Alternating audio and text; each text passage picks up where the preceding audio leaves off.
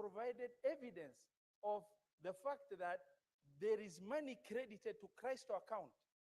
And he has not further provided evidence of money leaving Christo account to go to Abadeas for acquisition of outfront.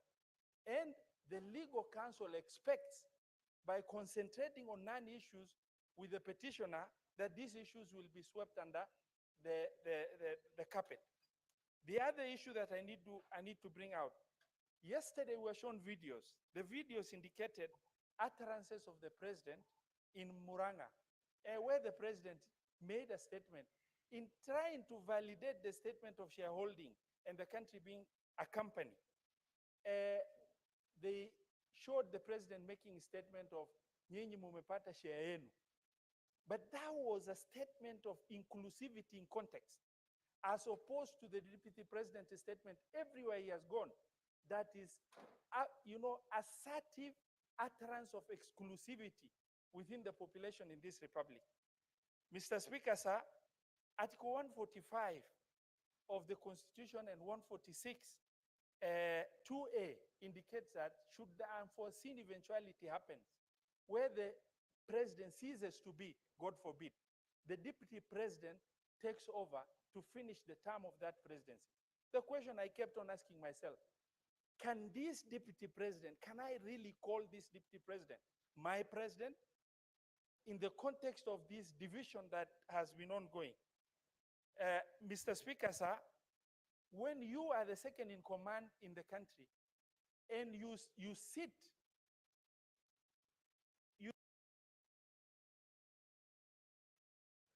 Senator Karungo. Senator Karungo. No, I want to speak from the floor.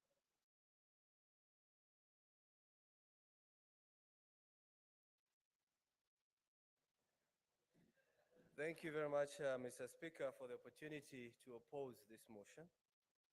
I stand to oppose, and I'll start from where I left by saying that children deserve the most honest and thoughtful answers. And allow me, when I give my point, to talk to my children and the children of patriots of this country, Mr. Speaker. Mr. Speaker, cutting off the neck does not cure headache, Mr. Speaker. Mr. Speaker, it is one thing to condemn a healthy person and another to condemn someone who is sick or bedridden. Today, we are told the Deputy President fell ill, and he requested for time for us to give him an opportunity so that we can hear him. But that opportunity was not granted because we're in a hurry, and yes, I think we are. I don't know to where. Mr. Speaker, this is an impeachment in absentia. And I believe, Mr. Speaker, without contradiction, that probably it is a flawed process, Mr. Speaker. And for some reason or at some point, I was not able even to know who we are impeaching. Is it the Deputy President or the Governor of Siaya, Mr. Speaker? Why am I saying that? Because our starting orders, starting order 81 and starting order 80, says when a governor should appear before us. And we saw a governor standing there, Mr. Speaker. So sometimes I was asking myself, maybe the governor impeached himself by just appearing to us, Mr. Speaker.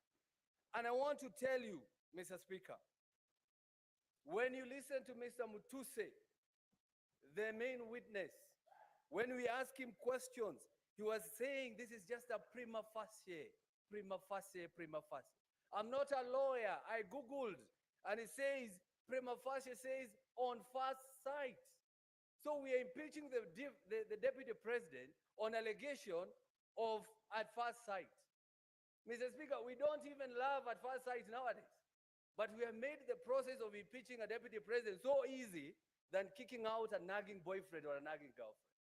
So I stand here from Kiambu saying that, Mr. Speaker, I'm not going to impeach the Deputy President because listening to the accusation here, they are not enough. They do not meet the threshold of removing somebody from the office. You ask Mutuse here, you had it. Mr. Mutuse, tell us. He says, I was not in an investigation journey. Mr. Mutuse, I just imagine. Mr. Mutuse, I don't know. Mr. Mutuse, I believe.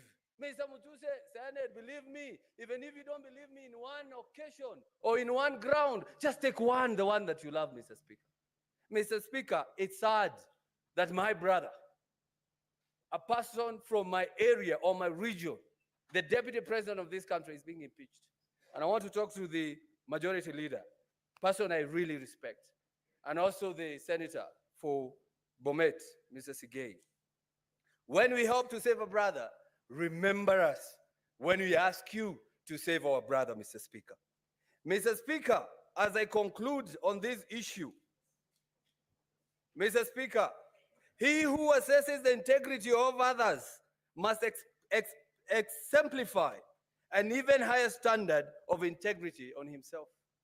I want to ask you, members, please, as I go down to write your names or the sins on the ground, and I'm not calling myself Jesus, ask yourself, would you be the first one to throw the stone on the deputy president? And Mr. Speaker, I am going to leave this by saying I'm going to vote on all 11 counts. No, no, no, no, no. I'm going to vote no. And I'm going to leave you with one quote I've read from a member of parliament from Gatondo North, who has said, Mr. Speaker, and I read, the dog is not sick, it's just afraid, facing its last 2 hours of power forever, Mr. Speaker. Those are the MPs who kicked out the deputy president. They are now calling him a dog. Maybe even this motion, Mr. Speaker, was brought by some people who are suffering from mental issues, Mr. Speaker. I'm going to say that because how do you call a deputy president is a dog and he's not sick and he's only waiting to get out of power for 2 hours? I ask you, brothers, please do not play along the galleries. Respect the deputy president, respect the people of Murima, and I leave you with Exodus 19, verse 12, Mr. Speaker. We were told if you touch a widow, you die. It says if you touch the mountain, you die. I vote no. Senator Sifuna. Senator Edwin Sifuna. Honorable Speaker, let me join you and the others who have sent their sympathies to His Excellency Rigathi Gachagua. We wish him a quick recovery so that he can come back. Honorable Speaker, I think it is a very unfair accusation that we are impeaching somebody whilst in hospital. It has been said here, Honorable Speaker, that nobody can predict when you can be taken ill. It can happen to any one of us. And therefore, we did not plan that the Deputy President would not be here to also be able to present his case. And as Senator Roba has said, many people were in fact waiting to also get some clarifications from some of the pronouncements that have come from the Deputy President. Honorable Speaker, I want to also thank the parties that have taken time to appear before us, the case by the National Assembly, and of course, the very able representation of the Deputy President. Honorable Speaker, it is clear that the case by the National Assembly is not perfect. But I have agonized over some of the issues that have been raised by the National Assembly. And Honorable Speaker, allow me to begin with ground one, where the Deputy President is accused of violation of Articles 27(4), which, Honorable Speaker, makes it unconstitutional for you to discriminate on, among other grounds, Honorable Speaker, on the grounds of belief. Secondly, Honorable Speaker, there is also an express provision under Article 73 on the same and Article 33(3)(d) that specifically deals with speech, Honorable Speaker, that constitutes advocacy for hatred on the basis of discrimination.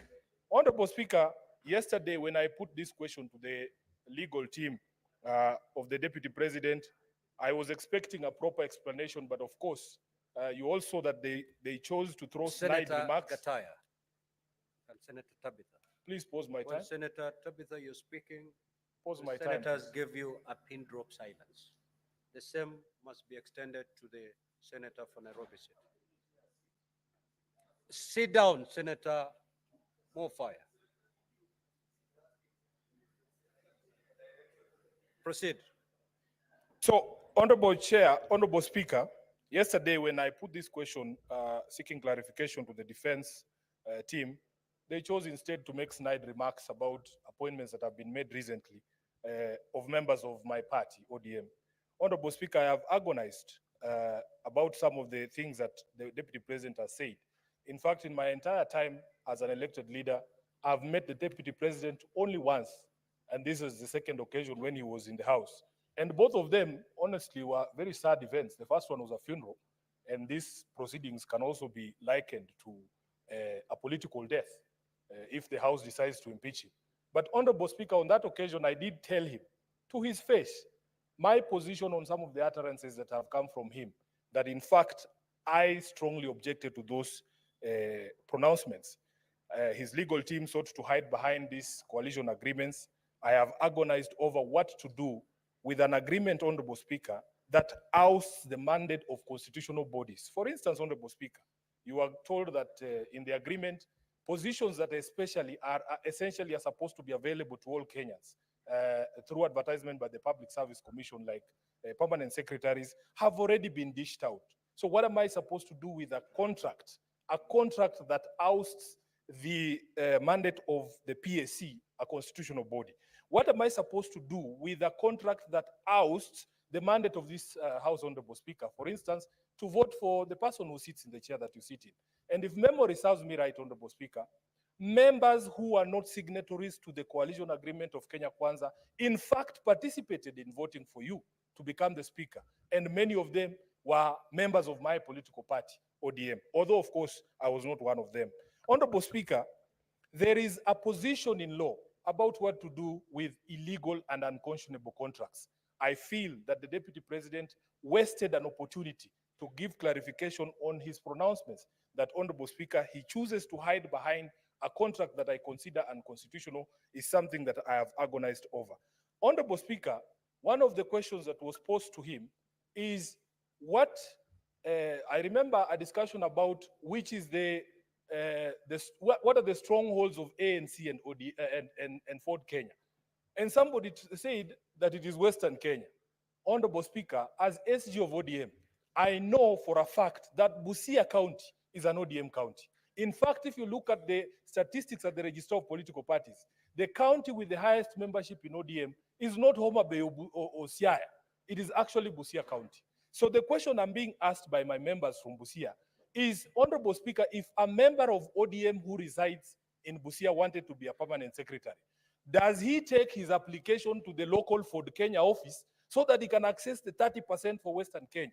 And that is the agony, Honorable Speaker, that people are going through. Honorable Speaker, there was also the conversation around the public attacks on a judge.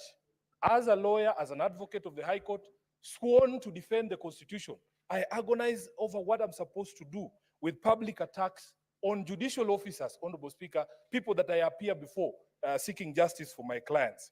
Honorable Speaker, we have a discussion around also attacks on intelligence institutions in our country and the Director General of the Intelligence. Honorable Speaker, it was argued here that in fact, as a member of the National Security Council, the Deputy Speaker has a forum, the Deputy President has a forum to bring up. Senator Karen Nyamu.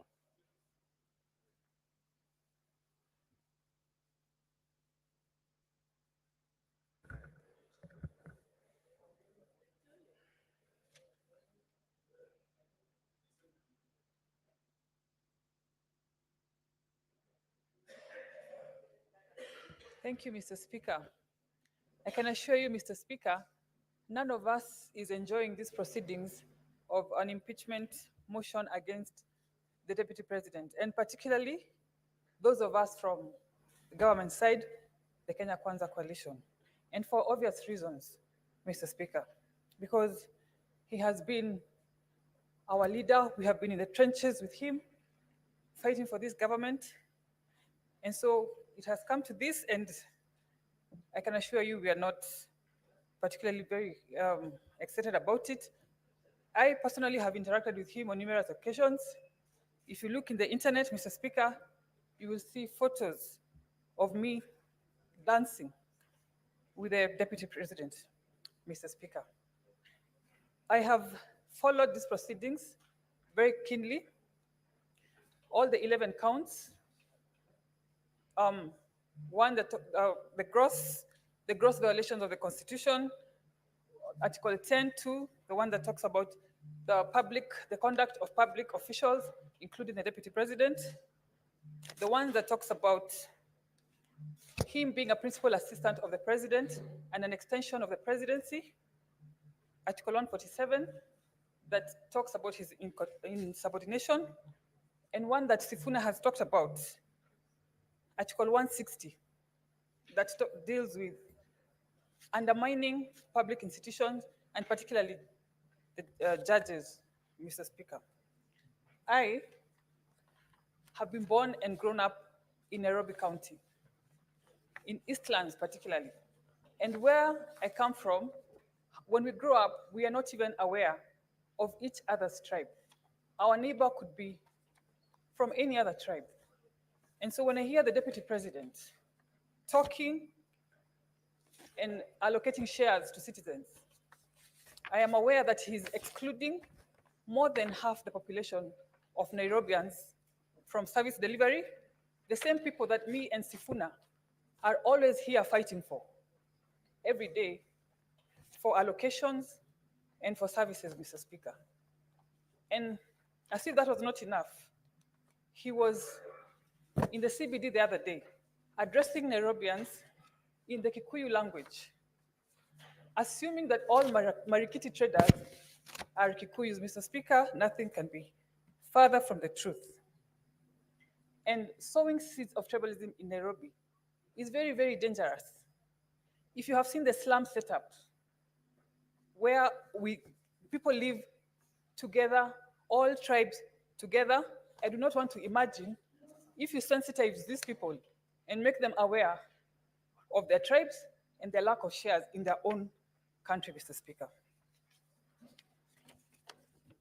And finally, in future, I want to call upon presidential candidates to make it a very critical attribute of their running mates to have political maturity and to have a national outlook, Mr. Speaker. Because to some extent, we want to put some blame on the president, because we are wondering what he looked at when he picked his running mates. Thank you, Mr. Speaker. Senator Kajwang.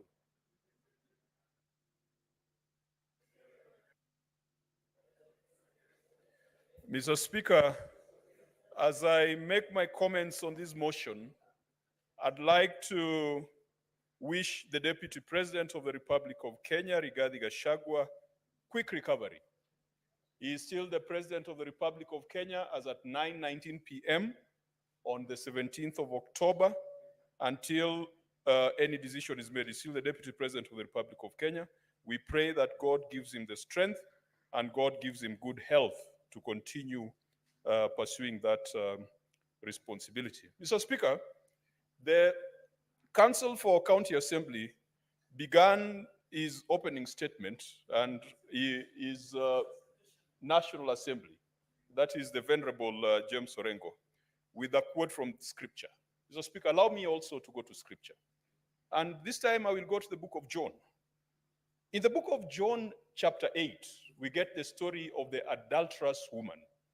Mr. Speaker, Jesus Christ is teaching his disciples at the temple early in the morning, and the scribes and the Pharisees early in the morning drag a woman to his presence and say that this woman has been caught in the act of adultery. The Bible says that she has been caught, and I quote, in the very act of adultery.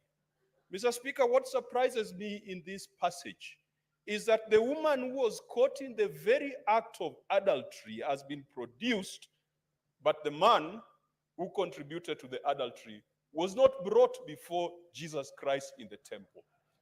Mr. Speaker,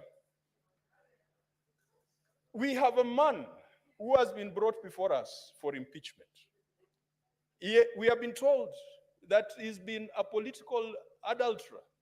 We have been told that he has grossly violated the Constitution and the laws of the Republic of Kenya. Mr. Speaker, adultery takes two. It takes two to tango. Like that woman in the book of John, I don't know whether they went for the men who cajoled her, who seduced her, who connived with her, and who paid her for the act of adultery. Mr. Speaker, in this Republic of Kenya, we must drain the swamp of adultery.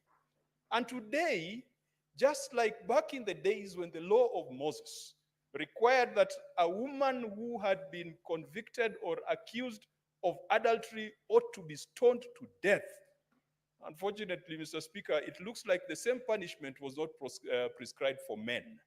It was just for women to be stoned to death, and yet it takes a man for a woman to commit adultery. Tonight, because the Constitution of the Republic of Kenya is just like the law of Moses. It says if you are found guilty of political adultery, you should be stoned to political death. It is called impeachment. You are sent into political purgatory for 10 years. You cannot run for office. Mr. Speaker, we must deal with the law as is. The law as is requires us that the woman or the man accused of adultery must be stoned to death in this chamber.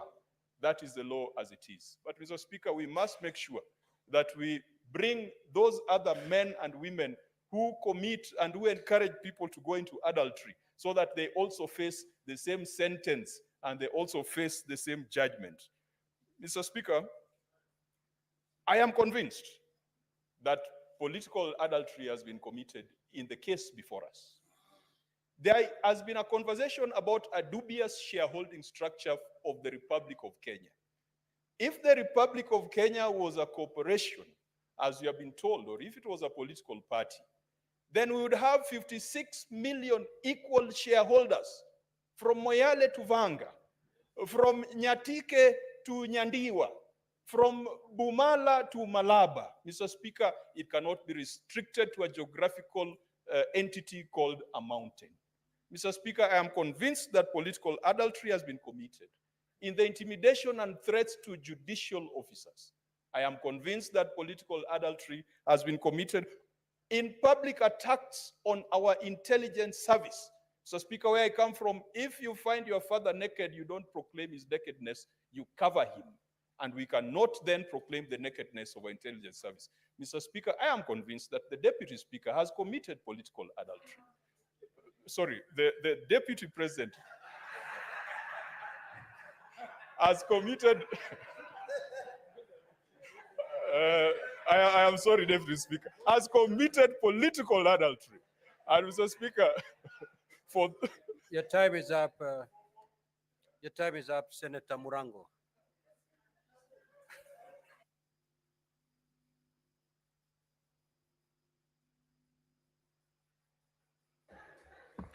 Asante sana mstahiki Spika. Kwanza ningetaka kumwombea afueni haraka naibu wa rais. Alafu niseme hivi. Mstahiki Spika, fisi anapotaka kula mtoto mwanawe husema kwamba ananuka kama mbuzi. Mstahiki Spika, mashtaka iliyo mbele yetu leo ni dhahiri shahiri ya kwamba ni fisi anayetaka kula mwanawe. Mstahiki Spika, wakati Mheshimiwa Karungu Wadhangu alikuwa anaongea hapa leo na kuambia ombe msamaha, alikuwa amemwambia naibu mkurugenzi mkuu wa idara ya jinai kwamba anapojibu ajibu na wanao. Mstahiki Spika, mashtaka ambayo imekuwa hapa, kampuni zote zimekuwa hapa, zilikuwa nyingi, zilikuwa za watoto wake Rigathi Gachagua. Ama kweli chambilecho mkuki kwa nguruwe, kwa binadamu mchungu. Kwa sababu Mstahiki Spika, hakuwezi kuwa na ubaguzi wa wanawe naibu rais, lakini kusiwe wale wengine wanapewa heshima tofauti na hiyo. Mstahiki Spika, mimi nimetoka Kirinyaga na najua mashtaka yote ambayo yako hapo 11.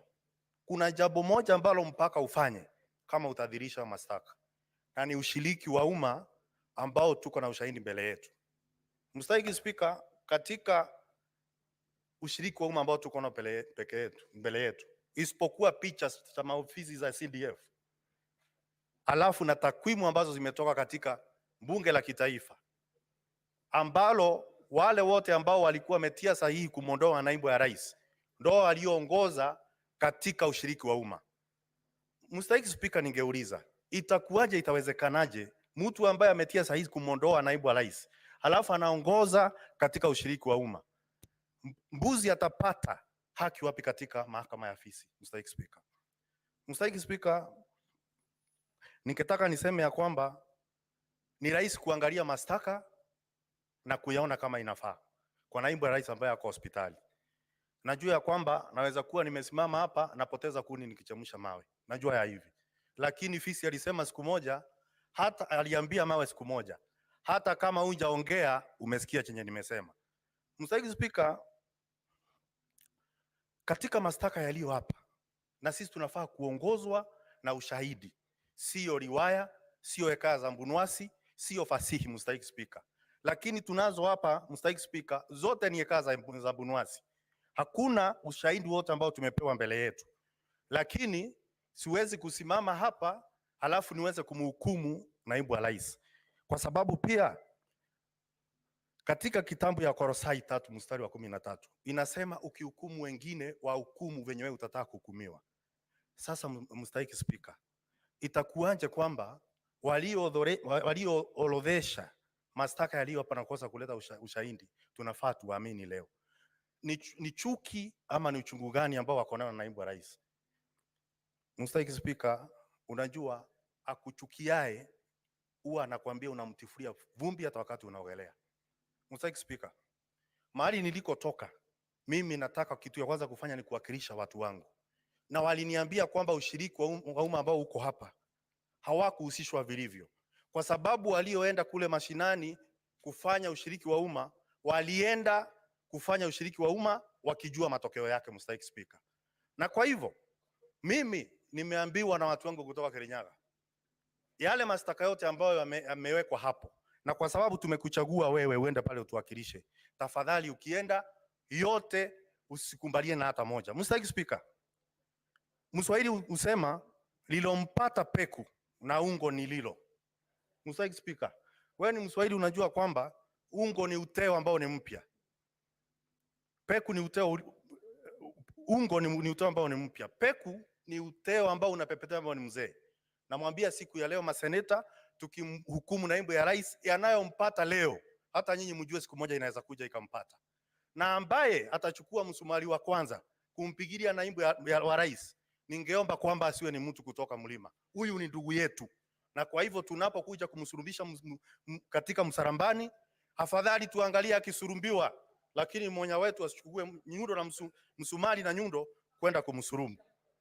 Mstahiki Spika, najua ya kwamba kuna wale ambao wanaelekeza vingine visivyo bwana. Mswahili usema usiwe vitatange kuwatosa wengine ndemani. Kama uko na msimamo tayari, usije ukapeleka mwenzako katika huo msimamo wako. Tunafaa kuzingatia ushahidi, tunafaa kuangalia kwa haki, kama maombi yetu ambayo tuko nayo katika seneti kwamba tutaangalia kila kitu kwa haki na uaminifu. Asante sana Mstahiki Spika. Now, honorable senators, we had a consensus to terminate at 9:30. But again, breathe in and out. But again, I'm asking with your consensus if we can push it for another half an hour so that we terminate at 10. Is that okay? You know, honorable senators, we have to vote for 11 counts individually. So we will do an extra half an hour, then we terminate. The Honorable Olekina, Senator. Thank you, Mr. Speaker. Mr. Speaker, this evening, let me disabuse this notion that an impeachment process is an attack of the mountain region. Mr. Speaker, an impeachment process is a vital process of holding public officers, state officers, accountable. Mr. Speaker, I've heard on various occasions from my colleagues, those who oppose this motion, that we are targeting the mountain. I beg to differ. And I do so with the following There findings. is a lot of movement in the chamber, Mr. Speaker. honorable senators, and pause Senator Pause my time. Lekina's. Let's take Pause our my seat, time. please. And let us hear the honorable senator in silence. Thank you, Mr. Speaker. Let me begin again by saying I want to disabuse this notion that an impeachment process is an attack of a region. It is not. It is a constitutional process that this House has been given the task to be able to hold public officers accountable. Today, we are discussing the impeachment of a deputy president. Tomorrow, we might be discussing the impeachment of a president. We have constantly debated impeachment of governors here.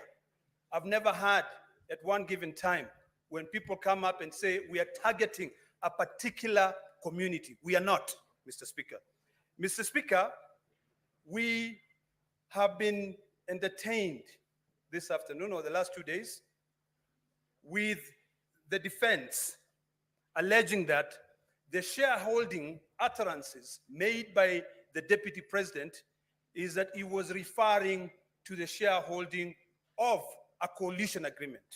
And Mr. Speaker, we were demonstrated here that the Kenya Kwanza coalition agreed upon how they can be able to share different, positions in government.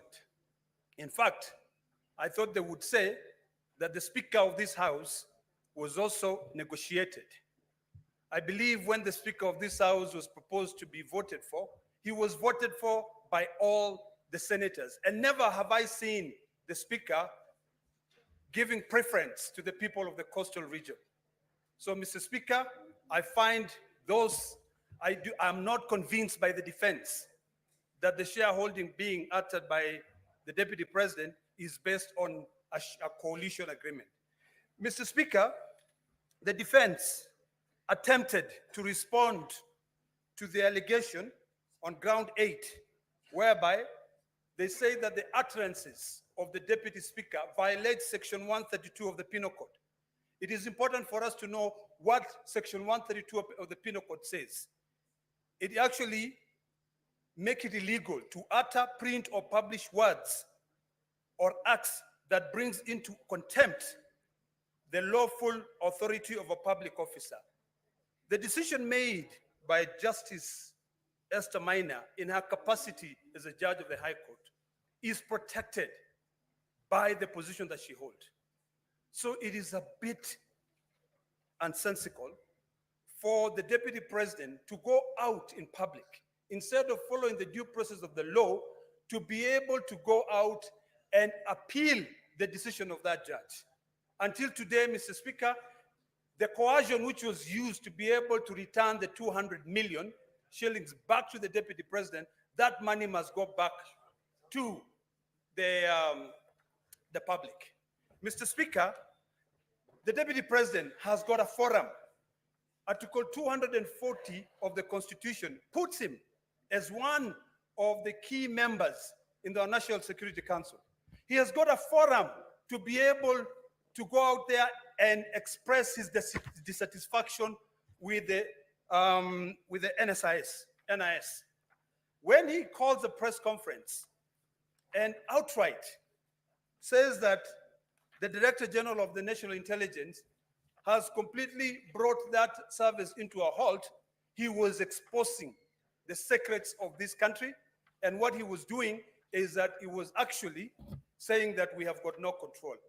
Mr. Speaker, if for anything, today I'll cast my vote based on various issues. One, on shareholding. Two, on the violation of section 132 of the Penal Code.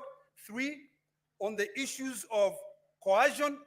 I listened to the gentleman from Kempsat this afternoon when he said that he had to sit for hours at ESCC to be able to come out with one billboard. One. He was called on the 11th. When the defense were trying to justify that, instead of actually reading the recommendation made by the Senate, they were going through the submissions of one of the witnesses who appeared before my Committee of Health. So, Mr. Speaker, I'm convinced Senator Seki. The senator was elected by the people of Kajiado. Thank you very much. Thank you very much, Honorable Speaker. I also want to put my voice to this motion of the proposal to removal of the Deputy President of the Republic of Kenya, Honorable Rigathi Gachagua, as a motion by Honorable Mutuse. I want to say that the grounds that has been put to this House from number 1 to number 11, Honorable Speaker, I thank the legal counsel of the Deputy President for interrogating the witnesses, more so Honorable Mutuse being the lead witness and the mover of the motion. Honorable Speaker, I want to put to this House that I am unable to see evidence that has been put in place for the 11 counts, 11 grounds in this motion. Honorable Mutuse was unable to demonstrate on issues that has been raised in this motion. Particularly, can go to 1 or 2, the motion or the counts 7 or charge 7, where the Deputy President was alleged to have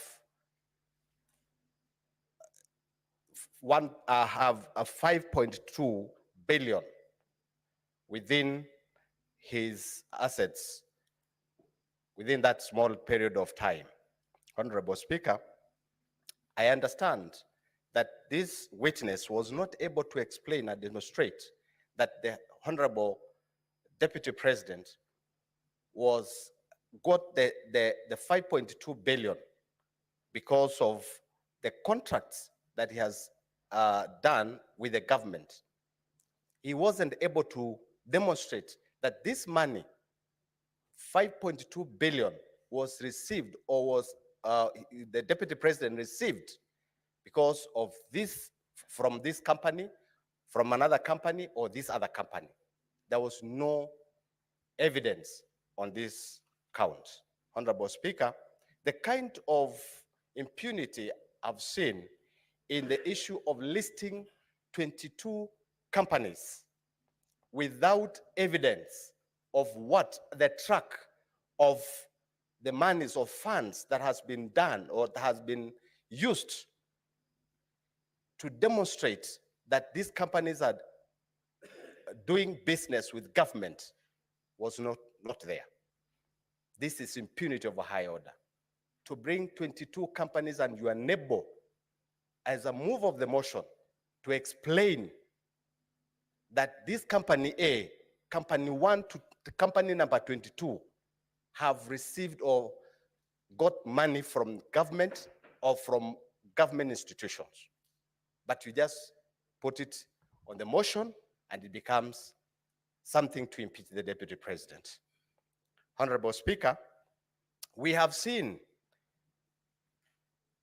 where the Deputy President is alleged to have conspired with a company, Agro Brick Investment Limited, where the control of State House, as an accounting officer of the State House, signed the contract, and it is brought to the motion that this contract and this company is alleged to have been a company to remove the Deputy President. Honorable Speaker, this House this afternoon received a report from the legal counsel of the Deputy President that the Deputy President is sick.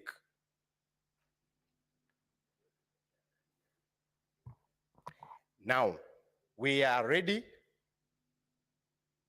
Senator Faki.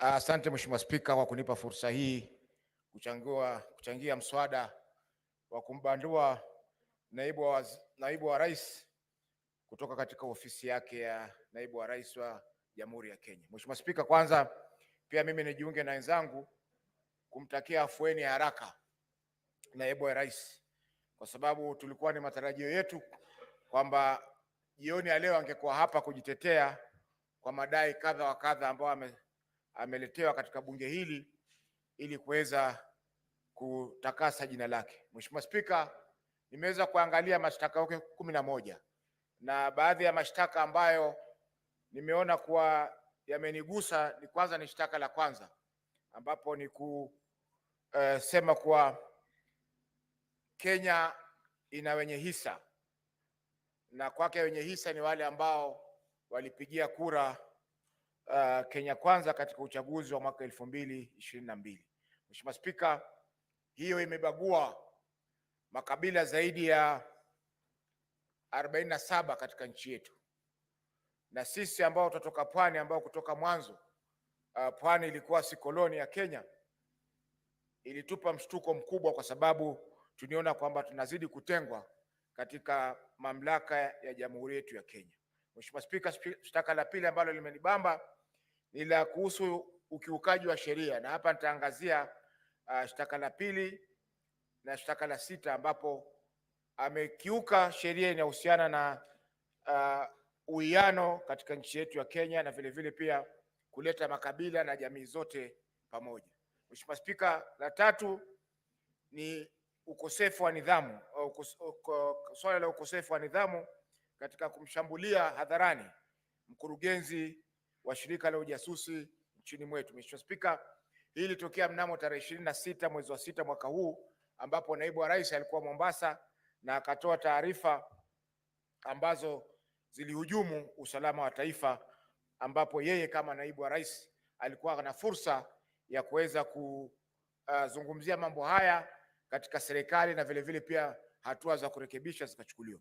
Mheshimiwa Spika, tunapoangalia makosa yote haya ni kwamba haya yasingeweza kumfika naibu wa rais kwa sasa, kwa sababu masuala haya ambayo yameangaziwa hapa yaliangaziwa na Senator Sifuna alipoleta mswada wake wa kumkosoa naibu wa rais, lakini mswada ule ulikufa ndani ya bunge hili la Senate. Mheshimiwa Spika, masuala ya ukiukaji wa kiapo haya, Mheshimiwa Spika, hayana nguvu kwa sababu wakati alipokuwa anaapishwa siku ya kwanza aliapa viapo viwili. Kwa hivyo hatujui ni kiapo kipi ambacho alikikeuka wakati Mheshimiwa Mudhusi alipokuja hapa na kuzungumzia masuala haya. Mheshimiwa Spika, nikimalizia nitamnukuu Senator Orengo aliposema kwamba katika bunge lililokwisha kwamba mapinduzi yanakula watoto wake, kwa Kiingereza revolutions eat their own children. Na hii tunaona kwamba mapinduzi yameanza kula watoto wa Kenya Kwanza, wakianza na mtoto mkubwa kabisa ambaye ni naibu wa rais. Kwa hivyo ni masuala ambayo yameendelea katika bunge hili. Bunge lililokwisha tuliona hapa Profesa Kindiki aliteta sana hapa, lakini vile vile mapinduzi yakamla. Kwa hivyo ni kwamba lazima tujenge siasa katika nchi yetu ambazo zitakuwa ni siasa za kusonga mbele. Tukichaguliwa kama viongozi, tuzungumze masuala ya kitaifa, tusizungumze masuala ya vijijini mwetu, wakati sisi matarajio wa Kenya wote ni kwamba tunazungumzia masuala ya kitaifa. Kwa hiyo Mheshimiwa Spika, napongeza pia bunge hili la Senate kwa kuonesha ukakamavu na vile vile pia umahiri mkubwa wakati tumeweza kusikiza kesi ya naibu wa rais. Labda kwa siku za usoni tutapata pia fursa ya kusikiza kesi ya rais wa Jamhuri ya Kenya katika bunge hili letu. Asante Mheshimiwa Spika kwa kunipa fursa hii. Senator Orwoba.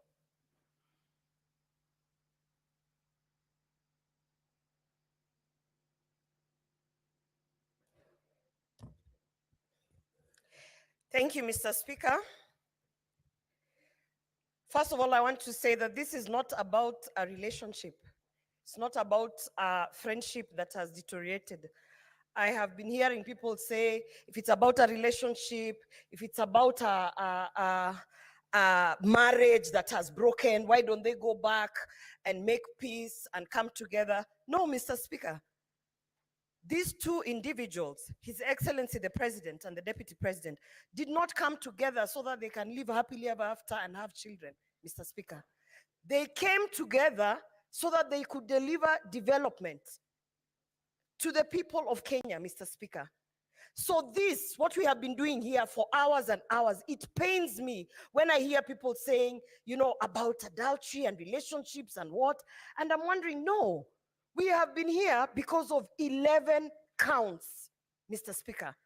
A very serious impeachment motion because of not 2, not 3, but 11 counts, Mr. Speaker. In my condition, I have had to sit here and go through all 11 counts to understand which one actually has been substantiated and which one holds water. So no, this is not about a relationship. And we should not expect that because they came together, they should now go and sit somewhere and make peace. Now, and you know, stop disturbing us. No, Mr. Speaker, 11 counts of an impeachment motion is something very serious, Mr. Speaker. And it's very unfortunate that of the 11 counts, about 4 counts, Mr. Speaker, were not even substantiated, Mr. Speaker. Very shocking. When you have a team of legal experts sitting down bringing 11 counts, at the very least, they should have even substantiated 9, Mr. Speaker. But 4 counts, ground 2, when you talk about undermining a cabinet decision, how did we not have the witness come here to speak so that we can be able to understand? Some of us, we don't sit in cabinets, and we need to understand what a cabinet decision is, how it is undermined. Mr. Speaker, the witness was not produced. We had another witness who did not come here in terms of undermining devolution. Governor Sakaja signed an affidavit, but then did not appear, Mr. Speaker. People must respect the Senate, because when we are sitting here to analyze 11 counts, Mr. Speaker, honestly, in all fairness, they should at least be substantiated to some level. However, Mr. Speaker, I have lived through the post-election violence of 2007, 2008. And it is very strange that 2007, I was also pregnant, Mr. Speaker. And when I remember, Mr. Speaker, the things that triggered the post-election violence, Mr. Speaker, in 2008 of January, it was such utterances such as Musiguze Mlima, Mr. Speaker. They started as a joke, and before you knew it, matatus were being stopped and people were being asked, get off the matatu and showcase your IDs, and arms and limbs were being chopped off, Mr. Speaker. So we might think it is a joke, this shareholding narrative, Mr. Speaker, but having lived through that post-election violence, and I remember very well, Mr. Speaker, that I even had to choose the people who are operating, you know, on me in 2008, because I was afraid, you know, as Kisses, we love everyone. People always think we are traitors because we welcome everyone. So at that time, the attack on us was from both sides, Mr. Speaker. And so therefore, I do not take this shareholding narrative as a light thing. I do not take this Musiguze Mlima as a light thing, Mr. Speaker, because I have been affected directly. And on that count, Mr. Speaker, I definitely have seen that it has been substantiated. We have seen the evidence, and we have even seen repeated utterances of causing divisiveness in this country, Mr. Speaker. And I want to say today, Mr. Speaker, this country is not about one person. It is not about William Ruto. It is not about Rigathi Gachagua.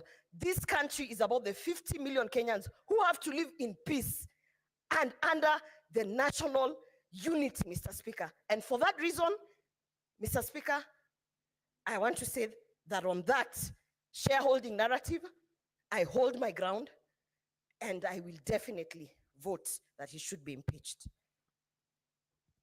Senator Kavindu.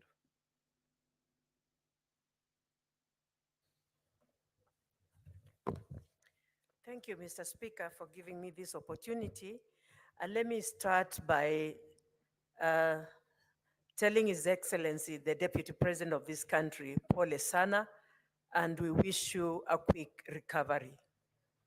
Two, Mr. Speaker, I want to quote a scripture which has been quoted here John 8:7, Jesus told the people who took that woman to before him, whoever has no sin to be the first to take the stone and throw at that woman. And when he bent down, when he came up, there was none of them. All the men had gone, only the woman was standing there. And he told her, go in peace, your sins have been forgiven. Mr. Speaker, when I talk like this, I'm saying that the other day we had the deputy president publicly ask for forgiveness. And the Bible in the book of Matthew 14, Matthew 6, verse 14 and 15, says that if we don't forgive men their sins when they sin against us, our Heavenly Father will never forgive us our sins. And talking like this, Mr. Speaker, I want to say the mover of this motion, Honorable Mutuse, could not substantiate the allegations. He was asked questions, and people even outside on media are laughing and asking what kind of a lawyer is he, because he could not answer many of the questions, because I think he was not aware of what, of the motion. To me, it seemed like it was drafted by somebody else and he was given just to table it. Mr. Speaker, I want to say, even the last speech of the National Assembly, they said on impeachment, it is not necessary or important to substantiate every allegation and even to make sure that you have all the evidence of the allegations, because this is not like court. And I thought, as a Senate, we sit here as a court. And whatever ruling we give here is acceptable. And so I wonder why one would stand and say that they could not, it is not a must that they substantiate beyond reasonable doubt. I believe if we are impeaching a person, we should, all the accusations must be substantiated and beyond reasonable doubt, because that is one's career we are about maybe to ruin. And this person has a family. This person has a career. When I think of Waititu, when I think of Songo, for 10 good years, they cannot stand on any elective office. And I had... Honorable Senators. Senator Methu, you are heard in silence. Senator Fonandi, you are heard in silence. Thank you, Mr. Extend Speaker. the same treatment to Senator Kabindi. Thank you, Mr. Speaker. And Mr. Speaker, it was just the other day, I had Majority Leader and many of us here say that Songo was impeached for no good reason. How do we reverse what we have already done on this, in this Senate? So, Mr. Speaker, I want to say, before we impeach anyone, we must substantiate all the charges and make sure that it is not something that we are going to eat back our words and start saying we did a mistake. Mr. Speaker, I stand here to say no to this motion. Senator Kathure Murungi. Thank you, Honorable Speaker, for this opportunity also to make some comments, one or two comments on this important exercise. Mr. Speaker, many Kenyans are wondering why the Deputy President is being impeached. And they are saying if he is to be impeached, him and the President should be impeached same time.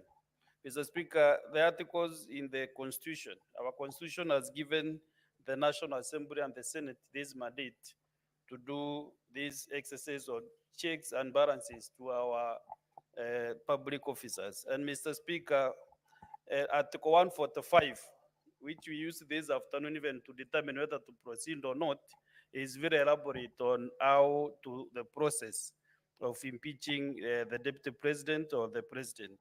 So, Mr. Speaker, we are here because the Senate actually has been on several occasions. We have brought deputy governors, and now the deputy president. Mr. Speaker, kindly protect me from this. The Honorable Speaker, Mr. Speaker, kindly protect me from some noise from behind. Senator Fernandez. So, Mr. Speaker, I was Just saying, move to your seat, your normal seat. I was trying to say that, It- Mr. It may be Speaker, lonely, but please stick there. Proceed. Mr. Speaker, this House has brought deputy governors, and now the deputy president. Mr. Speaker, what we are doing is a constitutional mandate. And therefore, I will ask Kenyans that they should bear with the constitution. It is the constitution which has brought us where we are. I want to thank the parties that were here for the last 2 days, the parties representing the deputy president and the parties representing the National Assembly, Mr. Speaker. All these senators have been sitting as judges for the last 2 days and nights. And Mr. Speaker, it is only that this is a court, like a high court. Only that judges in the high court or the courts do not discuss the cases that they handle, but they meet and discuss, and then they make the decision. And then the decision is learned by maybe the president of the court. But because now we make a decision through a vote, that is why, Mr. Speaker, we find ourselves here. And this evening, these juries will make their decision in one or the other. And Mr. Speaker, what I request Kenyans from today, whatever decision will be made to maintain peace, love, and unity, as was envisaged since independence in 1963. Because, Mr. Speaker, where we are, a decision will be made by the Senate in one way or the other, either to impeach the deputy president or to appoint, or not to impeach, I mean not to impeach, Mr. Speaker. And I want to talk to the people that represent the Meru community. I want to assure them that whatever decision their senator will make is for the best interest of the Meru people. And I want to assure them that their future will be bright, if not more bright, Mr. Speaker. And what they need is service delivery, not individuals. Whatever decision that I'll make is for their best interest, because they elected me to make some decisions. Some are soft decisions or hard decisions. But what they need at the end of the day, they will ask their senator for 5 years, what have you done for us? But as I finish, Mr. Speaker, I want to encourage all of us in a verse from the Bible, Thessalonians chapter 5, verse 18, which says that in every situation, no matter what the circumstances, be thankful and continually give thanks to God. For this is the will of God for you in Christ Jesus. So whatever you do, thank God. Whatever happens to you, thank God, because we always should give thanks to God. Thank you very much, Mr. Speaker. Senator Christo Lasige.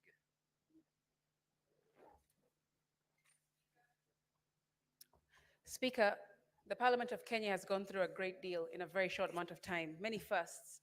And it is utterly painful for me to know that the world keeps seeing us time and time again under such lugubrious circumstances. However, Speaker, it has taught me many, many lessons. And it's also reminded me of many that I've known for several years, one of which I was taught by Tony Evans, which is, if all you see is what you see, then you don't see all there is to be seen.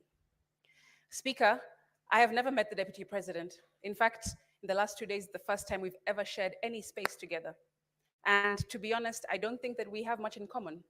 I personally feel like there is a lot to be desired in his leadership style, for me personally. However, instead of going to the Bible, I want to go instead into my own experience and draw some parallels. Mr. Speaker, of course, people know that I have glaucoma, and I've been fighting and battling it for several years of my life. And Speaker, when I first got my diagnosis when I was just a teenager in high school, I was told that it was imminent. There was no running away from my condition. And I didn't know at the time that I had anything that was going on. I was just going about my life, but inside of me and around me, there was a condition that was building up and building up and building up, and I had no idea what was going to happen in the future. Mr. Speaker, now I've been left blind, and I cannot see in front of me even when I put my hand in front of my face. Mr. Speaker, the parallels I draw with my life and the current hearing that we are sitting in today is that the Deputy President did not foresee this happening to him either. Mr. Speaker, I have also drawn parallels of feeling out of control, which I assume that he feels. Being given a diagnosis that seems imminent, that he cannot stop. Mr. Speaker, I also feel that he is probably feeling fear. That's what I've heard. Mr. Speaker, feeling betrayed, feeling angry. And I felt all those feelings because of a situation that I can draw parallels with in this hearing. And Mr. Speaker, I have been fighting and fighting, pleading and praying, trying everything in my power to mitigate, to stop, just like he has been doing in the last several weeks that this has been going on, Speaker. And it's funny that it's Blindness Awareness Month this month in October, because there are many lessons, like I said, that I have learned, and I wish that the public will also take from this experience. Mr. Speaker, I hope that the public understands that when they have their back to the wall, when they've been in any kind of battle, even when they feel isolated, there is something called golfer's elbow, which I learned. Golfer's elbow is the idea that, or is a condition that golfers usually have when they hold on to the grip of their club too tight for a long period of time, and they end up injuring their wrist all the way up to their elbow because they're holding on too tight to an outcome, too tightly. And I've learned that sometimes you just have to let that go. And I hope that the public can take that away from this situation. Mr. Speaker, we must move away from hegemony, the idea of being dominated by one group or a person or a company or a state, because we are a democratic republic, and we need to move away from such ideology, such utterances, such behavior, Mr. Speaker. However, in the 11 counts, I have seen many that have no evidence, and I've seen some that do have some evidence. But I have not been particularly given confidence by the witness-in-chief, the mover of this motion, when I saw him up on the stand, Mr. Speaker. Although none of us can relate to what it's like to being a deputy president in this room for sure, we can definitely relate to the lessons that I've just mentioned. Mr. Speaker, make decisions today that will not betray you tomorrow. That's one. I also want to share that even though you're in a battle, whatever that might be, financial, personal, medical, whatever it is that you're going through at the moment, and you feel like your back is on the wall and everything, all the odds are against you, remember that it gets better. You do better. You will experience better, and we will become better, Mr. Speaker. I will finish, and I hope that the senators will remember what I said to them yesterday from the Bible, Proverbs 17:15. Senator Newton.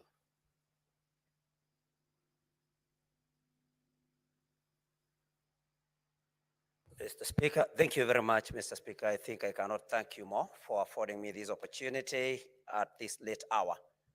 Mr. Speaker, I stand right from the onset to say that I oppose this particular motion, Mr. Speaker, and I have reasons for doing so. Mr. Speaker, the key witness or the mover of the motion came before this House yesterday, Mr. Speaker. And although I'm not a lawyer, but I know that it is there in the rules of natural justice that whoever alleges must prove. The Honorable Mutuse was not able to prove any of the allegations or any of the grounds that he laid against His Excellency the Deputy President, Mr. Speaker. Mr. Speaker, Kenyans were and are watching these proceedings. They were able to see the cross-examination and to hear the cross-examination of the Honorable Mutuse, Mr. Speaker. And I want to urge this House, Mr. Speaker, that if we want to uphold the dignity and the honor of this house that Kenyans were and are still watching. You cannot impeach the Deputy President of the Republic of Kenya, Mr. Speaker, on allegations, on grounds that were not able to, that the mover was not able to prove, Mr. Speaker. And that is what prompted the question, I think, by Senator Wambua, which later was asked by Senator Okia Omtata, which you were able to stand down because it had already been asked, whose motion was Motuses? Because it was not his motion. He had no proof of any or for any of the allegations, Mr. Speaker, and that is why this House, in order for us to uphold, like I've said, the dignity and honor, we need to vote no to this motion, Mr. Speaker. Mr. Speaker, many that have spoken before me have talked about the woman, the adulterous woman that was caught in the Bible. Senator Kajwang put it even better, that they did not bring the man that she was caught in the act with. Mr. Speaker, we need to ask ourselves, how good are we? How clean are we? Are we qualified to throw the first stone, Mr. Speaker? I think that is the first question that we should ask ourselves, that as we judge the Deputy President, how good are we? How many mistakes, how many offenses have we ever committed? How many sins even have we ever committed? And God forgive us, and our fellow human beings also forgive us, Mr. Speaker. But the most moving thing, Mr. Speaker, is that we did not give the Deputy President an opportunity. I know, of course, the motion to defer this particular, to adjourn up to Saturday did not pass. But Mr. Speaker, under section 50 of our constitution, Mr. Speaker, 50-0, Mr. Speaker, we need to give any person 50-0, that is 50, Mr. Speaker, 2F, to be present and when being tried, unless the conduct of the accused person makes it impossible for the trial to proceed. Mr. Speaker, the Deputy President was taken ill according to what the council reported to this House. And Mr. Speaker, we did not give him an opportunity. Mr. Speaker, I draw your attention also to our constitution, Article 145, clause 5. The president shall have the right to appear and, not or, and be represented before the special committee, Mr. Speaker. We did not give him that opportunity. Mr. Speaker, because I can see my time is wearing out, if not for anything, Mr. Speaker, I ask this House, you cannot condemn a sick person. Any one of us can get sick.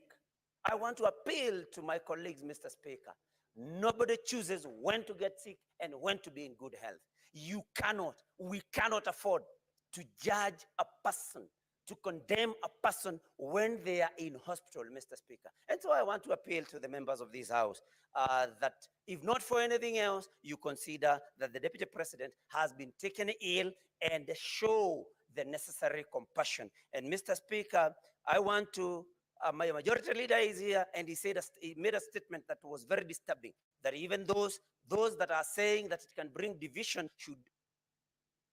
Senator Mogene.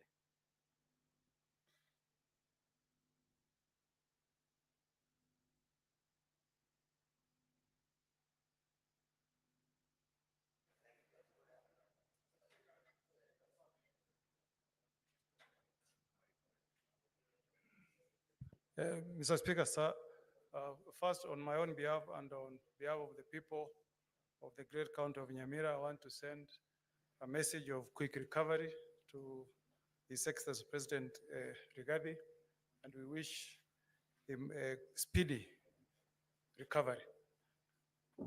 Mr. Speaker, the Bible says in the book of Ecclesiastes 3, verse 1, that there is a season for everything. There is a season to be born politically and a season to die politically. That's biblical. The Speaker, I've agonized.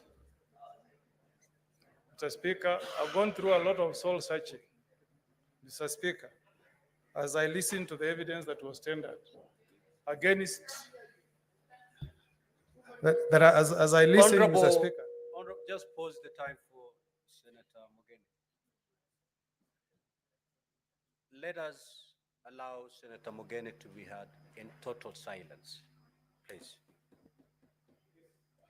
Speaker, as a lawyer and a person who witnessed the birth of the 2010 Constitution, Mr. Speaker, I strongly believe, Mr. Speaker, that Kenya belongs to all the 42 plus tribes, Mr. Speaker. And what has disturbed me, Mr. Speaker, for the 2 days I've sat here, Mr. Speaker, what would happen to my community in Kisii and in Nyamira if we ran our government through this theory of shareholding? Mr. Speaker, as I speak tonight, Mr. Speaker, the people of the two counties of Omogusi, Nyamira, and Kisii are victims of that theory of shareholding. That community, Mr. Speaker, called Omogusi, has got no even a single PS serving in government, Mr. Speaker. Mr. Speaker, as we speak this evening, Mr. Speaker, the Omogusi people, Mr. Speaker, have been the biggest victims of this theory of shareholding. Mr. Speaker, the Constitution that we enacted in 2010, in Article 27, Mr. Speaker, clearly states that we should not discriminate, Mr. Speaker. I hope, Mr. Speaker, when I cast my vote tonight, I'll be sending a message from the people of Nyamira, Mr. Speaker, that a government is formed for all the tribes in the Republic of Kenya, Mr. Speaker. I've agonized, Mr. Speaker, on the issues that have been brought in this motion, touching on the widow and the children of the late Governor for Nyeri, Gachagua. And Mr. Speaker, I wondered if adverse statements and inferences have been made touching on the conduct of the deputy president against the widow of the former governor and the children of the late governor, the nephews of the deputy president. Why, Mr. Speaker? I ask as a father, why, Mr. Speaker, did the widow and the children of the late Governor Gachagua swear an affidavit to dispel all the things that have been said against a scheme of swindling those children? Why, Mr. Speaker? Why didn't they swear an affidavit, Mr. Speaker? That has troubled me a lot. And as I cast my vote tonight, Mr. Speaker, I'll be casting my vote for those children who lost their mother, who lost their father, but who were not given an opportunity, Mr. Speaker, to appear before this House and tell us, Mr. Speaker, that there has not been any wrongdoing from the deputy president to those children. Count number 1, count number 8 is about the utterances that were made by the deputy speaker. I hope, Mr. Speaker, that the person who will occupy that coveted position of deputy president will reflect on what John says in chapter 3, verse 5. Mr. Speaker, the Bible says that the tongue is a small part of the body, but the tongue is also fire, and it's a world of evil among parts of the body. If the deputy president had checked these utterances, Mr. Speaker, perhaps we will not be having this motion this evening. So, as we vote tonight, Mr. Speaker, let's also learn. Let's also learn from what the tongue has done to Honorable Gachagua. I will vote, Mr. Speaker, where I'm convinced that allegations against the deputy president have been proved. I reserve my vote to be cast at the right time. Senator Boni.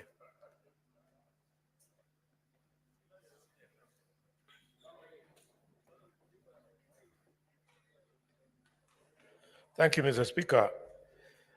Mr. Speaker, the position of the Deputy President of Kenya is very high. It is a very high calling. And therefore, Mr. Speaker, as we make a decision on the Deputy President of Kenya, I want to remind him that of those to whom more is given. Indeed, more is expected of them. And he should not feel that he is being victimized because, Mr. Speaker, the highest standard of this constitution in 2013, by dint of lack of integrity, the Deputy Chief Justice, Nancy Barasa, lost her job merely because she pinched the nose of Kwamboka.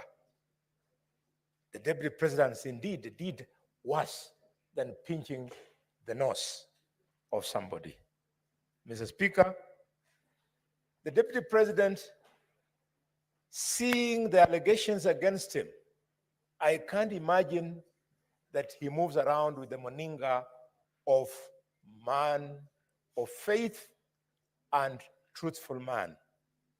Mr. Speaker, if really we must talk about faith, may I remind the Deputy President of a man of faith, a man of letters called Bill Paul. Bill Paul said, man of faith, that integrity is like virginity. You lose it only once. And when you lose it, you can never get it back. The Deputy President has lost that virginity of leadership.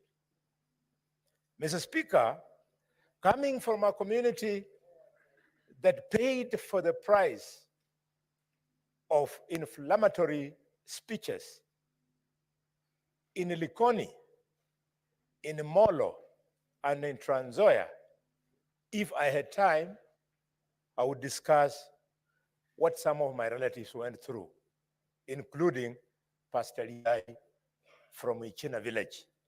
Mr. Speaker, during the tribal clashes of 1992 and 1997. I would like to remind the Deputy President of the post-election violence of 2007, 2008. One of the reasons why we had to have this progressive constitution that will be removing him, hopefully, this evening from office. Mr. Speaker,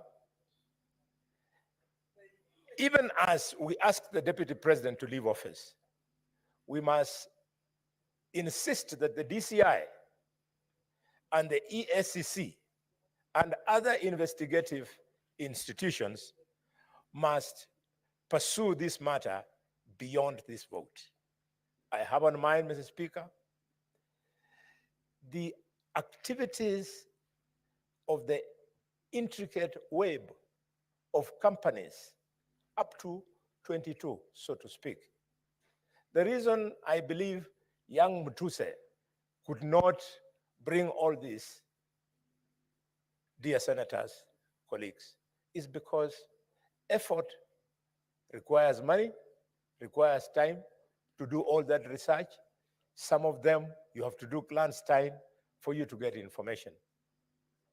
I believe that if the Deputy President had taken the dog, we were going to completely undress him. We would have asked him to justify what activities each and every one of those companies was doing. It's part of the reason why he stepped down, Mr. Speaker. Mr. Speaker, I have evidence, which I don't wish to be part of the case, that as soon as the Deputy President's brother died, the wife went to the corporate branch of the cooperative bank and started crying there that the manager should stop the Deputy President from operating these accounts. Mr. Speaker, finally, the Deputy President must be investigated for the role. Senator Eddy.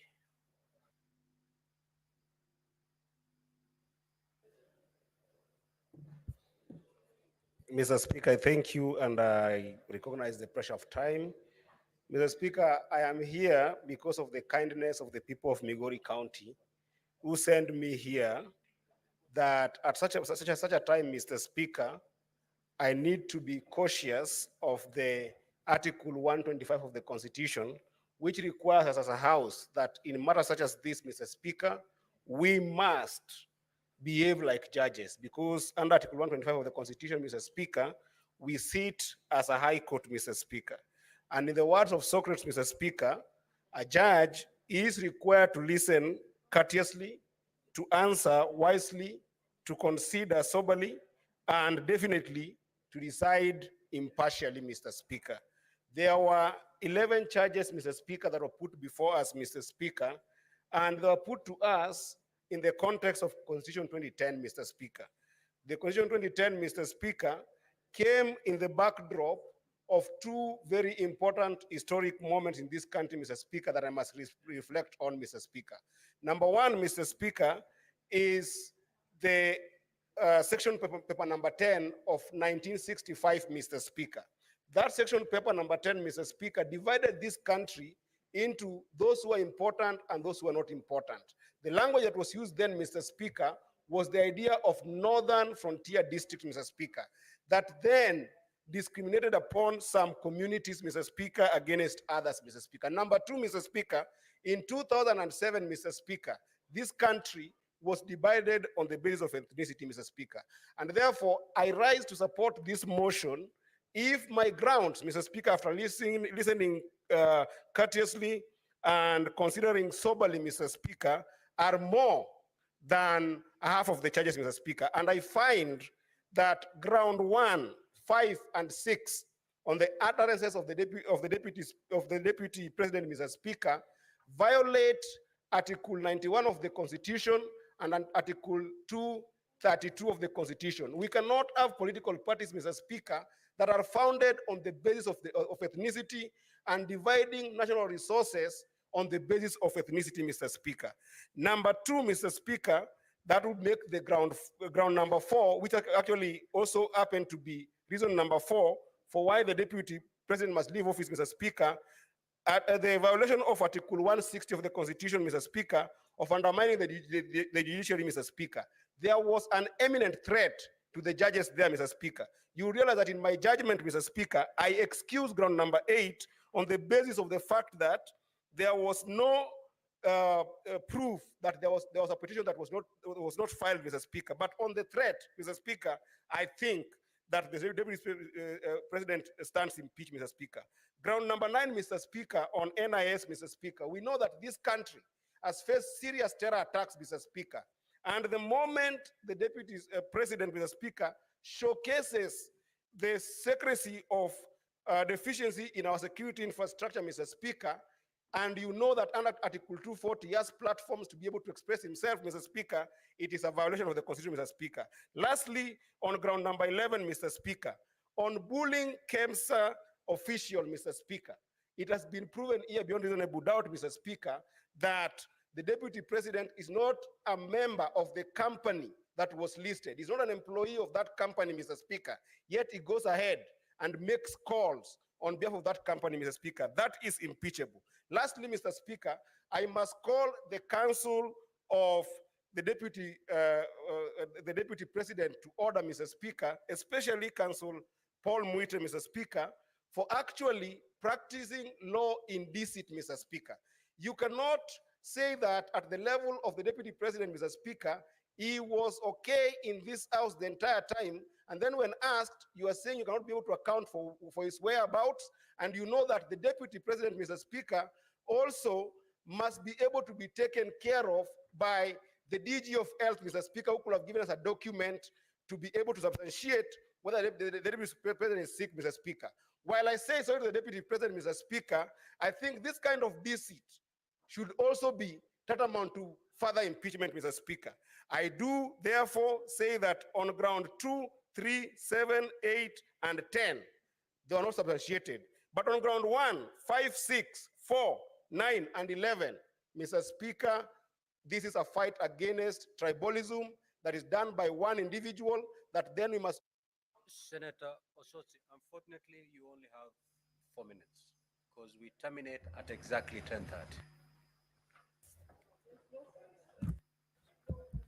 Thank you, Mr. Speaker. Mr. Speaker, I'll be so quick. Mr. Speaker, when the Deputy President was here, I remembered the saying of a famous philosopher, 19th century, Lord Acton, who said, power tends to corrupt and absolute power corrupts absolutely. Mr. Speaker, a few of us here served with the Deputy President in the National Assembly. And when we were there in the National Assembly, the Deputy President was a very humble man, very simple, very social, and was rare to talk. But listening to the judges and having seen what has been happening around, this is not the same man.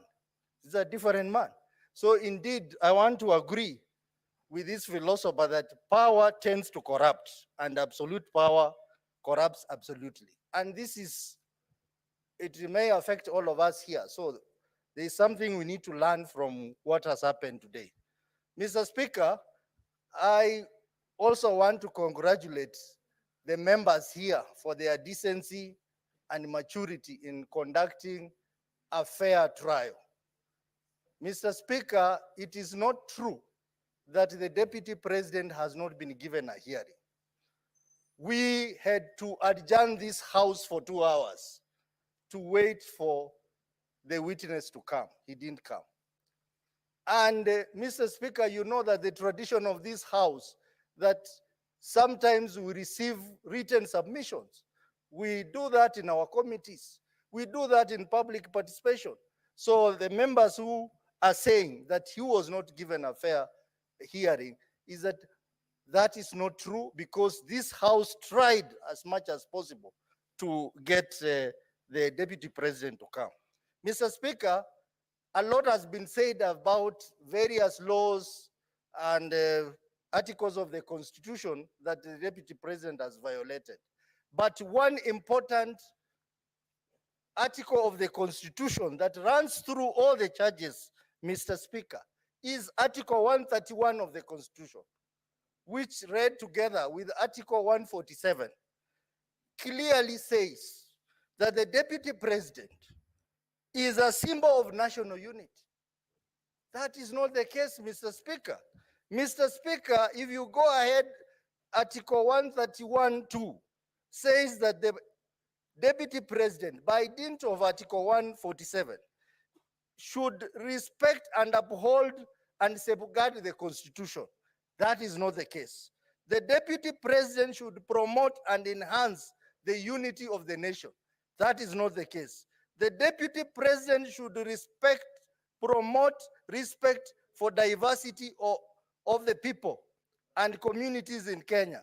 Mr. Speaker, that is not the case. So if there is any piece of law that is going to send the Deputy President home, is clear violation of Article 131 of the Constitution, because the Deputy President is the principal assistant to the President and therefore exercises powers of the President as per Article 131 of the Constitution. Mr. Speaker, if there is one charge, because we have 11 charges, that is going to send the Deputy President home, it's charge number 1. I listened to the evidence that was brought here by his counsel. That evidence of the coalition agreement of Kenya Kwanza was not sufficient, was not convincing. And in fact, Mr. Speaker, the Deputy President conveniently hid for... Your time is up. Majority Leader, you may now move to reply.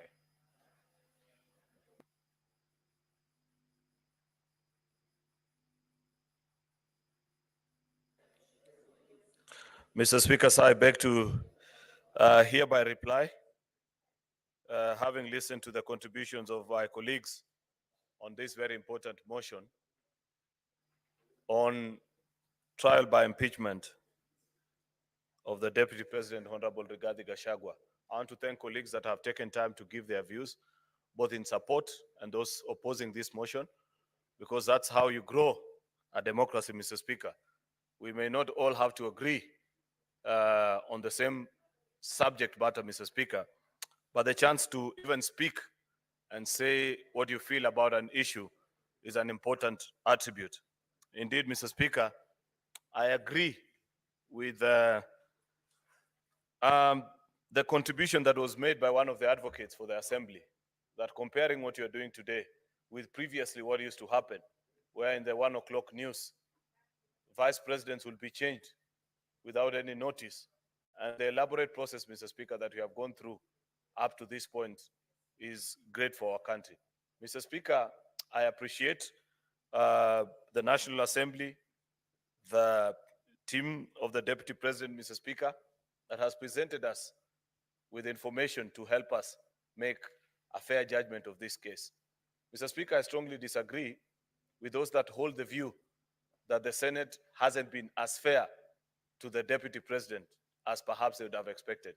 To the best of my knowledge, Mr. Speaker, I think as a House, we did the best that was within our means. We granted the opportunity, was given sufficient notice, Mr. Speaker.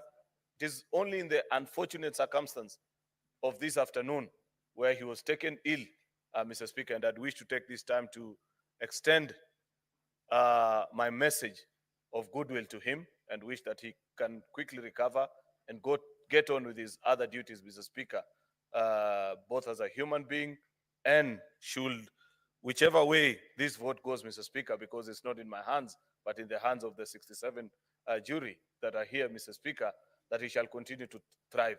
I wish him well, Mr. Speaker. Like I observed earlier, this is a friend, and friends wish each other well under all circumstances. Mr. Speaker, you know, just as a final thought, I thought about the journey of the Deputy President and the tribulations that have occurred to him as occurrence to either his conduct or utterances.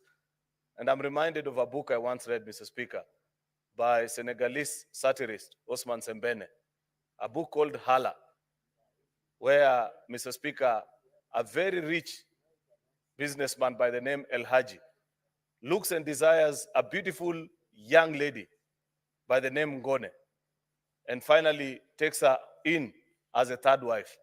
Unfortunately, on the same night that he marries her, he develops erectile dysfunction, Mr. Speaker, and is not able to consummate the marriage. Sometimes in life, Mr. Speaker, when you fall down, you have to prepare to get down before you eventually can rise up, Mr. Speaker. I do hope, Mr. Speaker, that even in this particular process, the Deputy President will emerge stronger, better as a human being, as a leader, and that there can be better days ahead for him. With those very many remarks, Mr. Speaker, I beg to reply and wish that our colleagues in this House make a decision in the best interest of the country. I thank you, Mr. Speaker. Thank you. Now, honorable senators, these are the guidelines on how we're going to move forward. One, all honorable senators are eligible to cast their votes. Secondly, the threshold is 45 senators. So there ought to be 45 senators in the chamber. And we are going to vote for the charges separately. So we're going to vote 11 times. I now direct that the bell be rung for 2 minutes.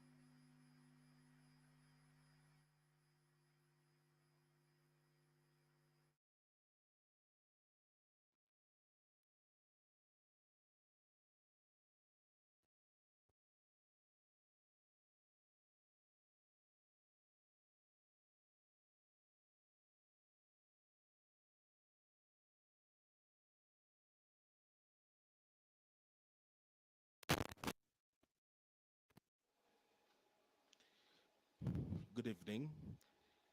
These are live proceedings from the Senate chambers, and the senators are done debating the motion that was moved for the removal from office by impeachment.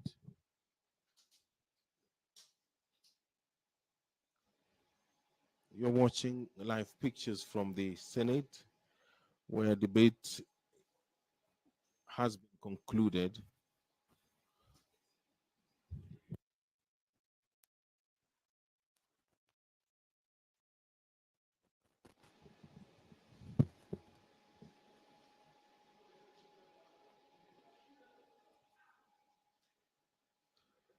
Good evening. You are watching live pictures from the Senate chambers, and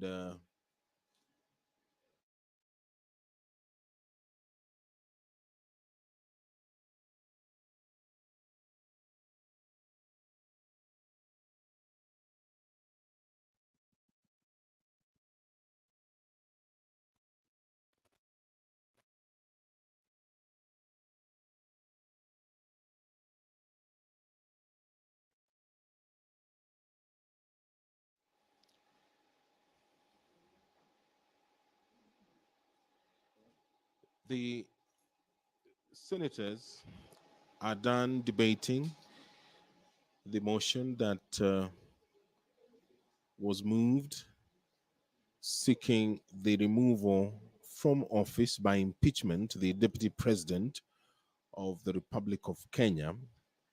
And now they are preparing to take a vote on the 11 charges that were brought forward against the deputy president.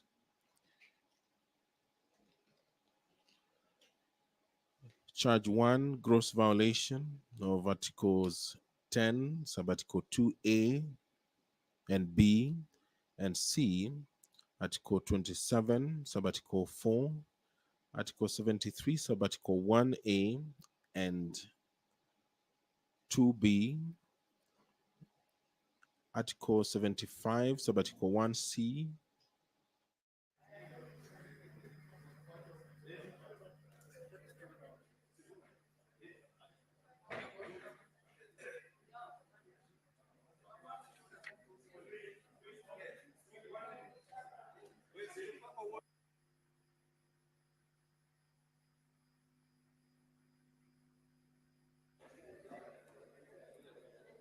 Clerk, has the bell stopped ringing?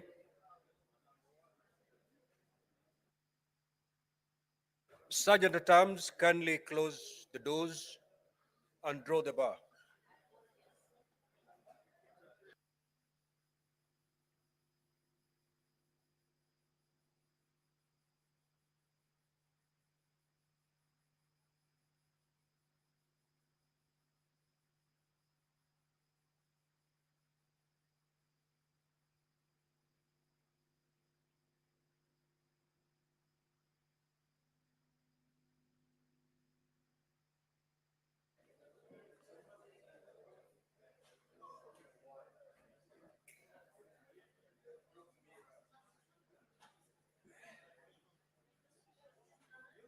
Clerk, can you do a head count to confirm that we have a minimum of 45 senators in the House?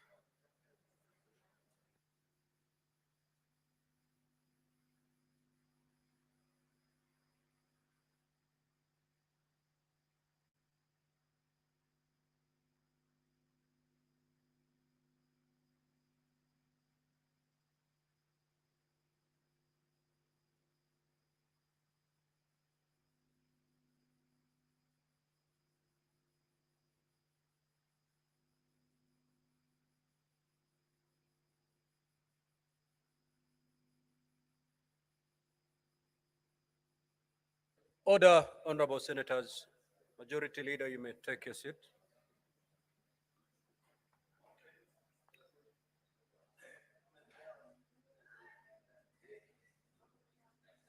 Now, honorable senators, we are moving to division. I will first put the question. Voting shall be electronically, and we shall be voting on separate charges. So we're going to vote 11 times this evening. I'll proceed to put the question.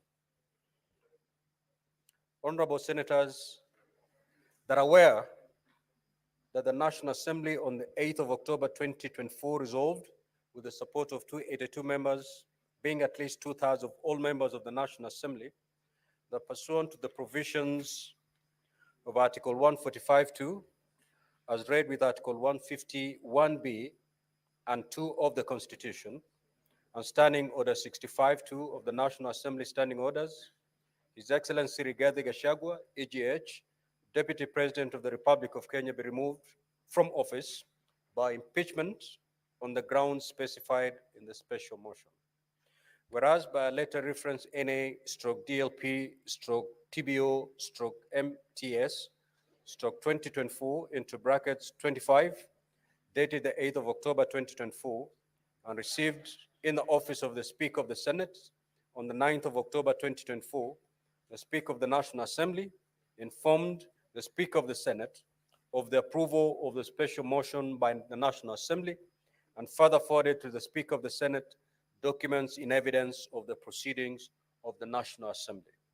Further, whereas pursuant to Article 145, as read with Article 150, 1B and 2 of the Constitution, and Standing Orders 78 and 79 of the Senate Standing Orders, the Senate had the National Assembly on the grounds for the proposed removal from office by impeachment of His Excellency Rigathi Gachagua, EGH, Deputy President of the Republic of Kenya. And further, whereas pursuant to Article 145, as read with Article 150, 1B and 2 of the Constitution, and Standing Orders 78 and 79 of the Senate Standing Orders, the Senate also had His Excellency Rigathi Gachagua, EGH, Deputy President of the Republic of Kenya, on the grounds of his proposed removal from office by impeachment of the Deputy President of the Republic of Kenya. Now, therefore, pursuant to Article 145, as read with Article 150, 1B and 2 of the Constitution, and Standing Order 78 and 79 of the Senate Standing Orders, the Senate resolves to remove from office by impeachment His Excellency Rigathi Gachagua, EGH, Deputy President of the Republic of Kenya, on the following grounds. 1, gross violation of Articles 10, 2A, B, and C, 27(4), 73(1)A and 2B, 75(1)C, and 129(2) of the Constitution, and Article 147(1) as read together with Article 131(2)C and D of the Constitution. 2, gross violation of Article 147(1) and 152(1) of the Constitution by undermining the President and the Cabinet and the effective discharge of the national government's executive mandates. Number 3, gross violation of Article 6(2), 10(2)A, 174, 186(1), 189(1), and the fourth schedule to the Constitution by undermining devolution. Number 4, gross violation of Article 161 of the Constitution on the institutional and decisional independence of judges. Number 5, gross violation of Articles 3(1) and 148(5)A of the Constitution on the fidelity to the oath of office and allegiance. Number 6, serious reasons to believe that His Excellency the Deputy President has committed crimes under Section 13(1)A and 62 of the National Cohesion and Integration Act. Number 7, serious reason to believe that His Excellency the Deputy President has committed gross economic crimes under Sections 45(1), 46, 47(a)(3), and 48(1) of the Anti-Corruption and Economic Crimes Act, and Sections 2, 3, 4, and 7 of the Proceeds of Crime and Anti-Money Laundering Act.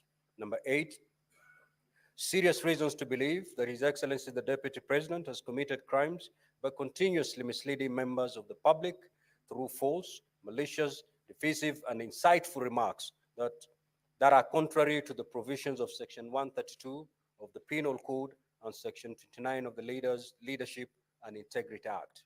Number 9, gross misconduct that is incompatible with the high calling and dignified status of the office of the Deputy President and a member of the Cabinet and the National Security Council. His Excellency, the Deputy President has publicly attacked and undermined the work of the National Security Intelligence Service and its officers. Number 10, gross misconduct by openly or publicly insubordinating the President, who is the head of state and government. And number 11, gross misconduct by persistently bullying state and public officers. As I've already indicated, honorable senators, voting shall be done electronically. So at this juncture, I will ask honorable senators to pull your cards out of the delegate unit. Sergeant at Arms, kindly go around and pick all the unattended delegate cards.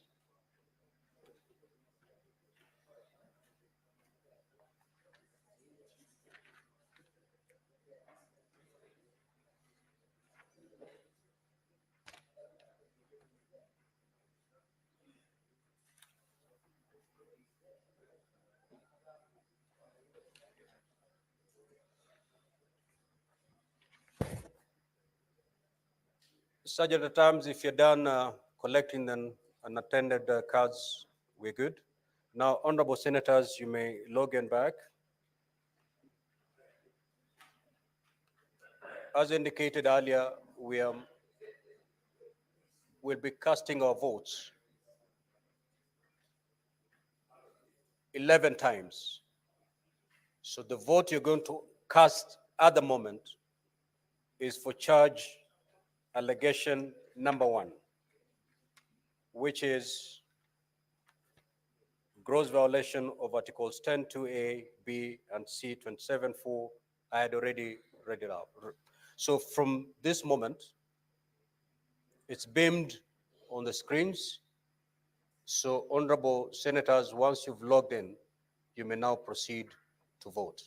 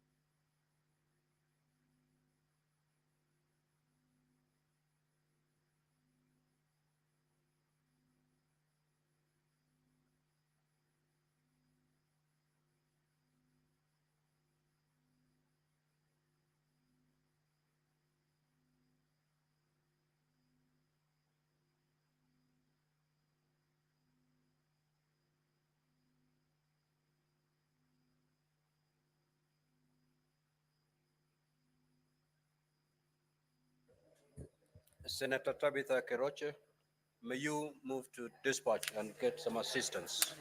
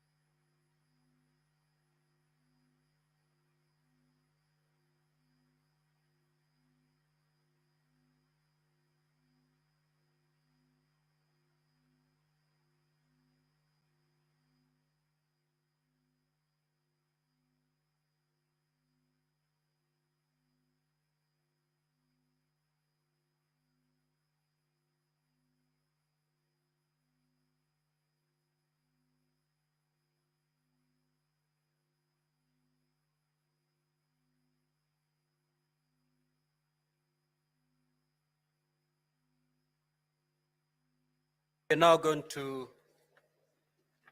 allegation number 2. It's been beamed on the screen. You may now vote.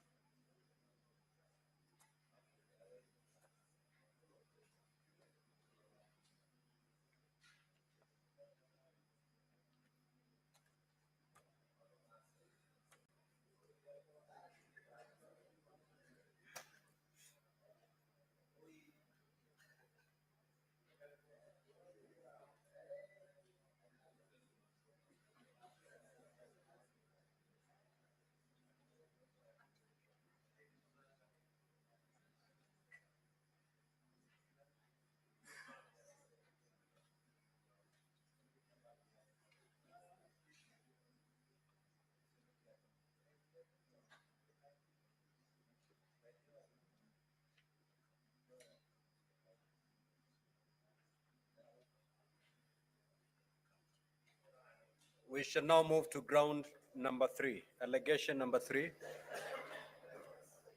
Can you beam it? There we are. Honorable Senators, you may now proceed to vote on allegation number 3.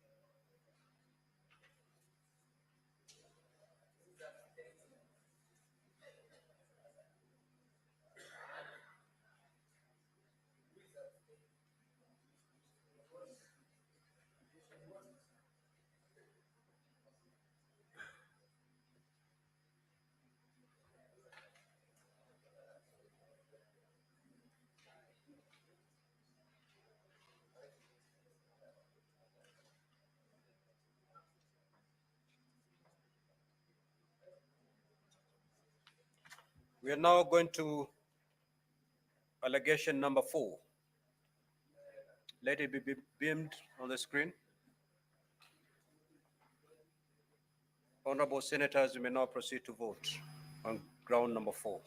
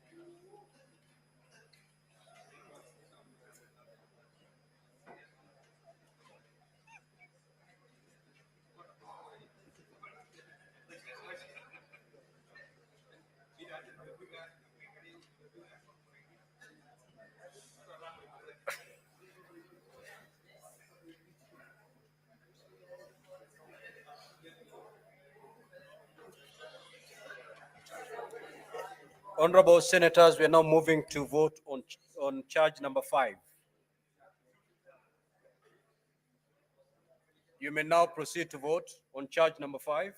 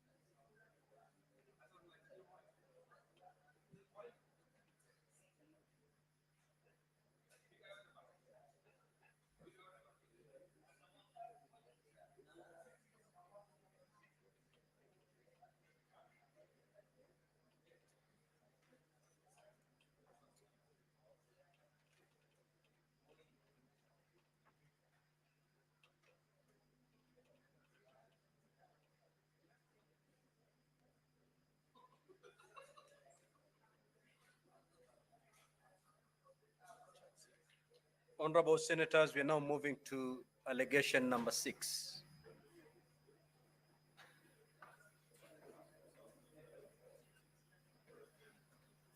Honorable Senators, you may now proceed to vote on allegation number 6.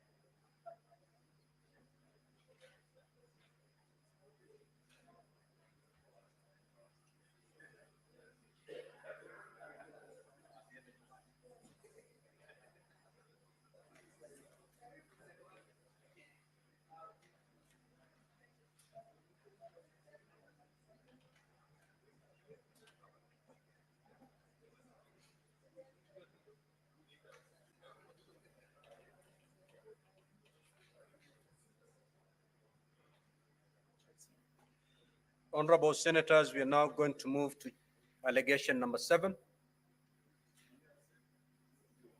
Honorable Senators, you may now proceed to vote on allegation number 7.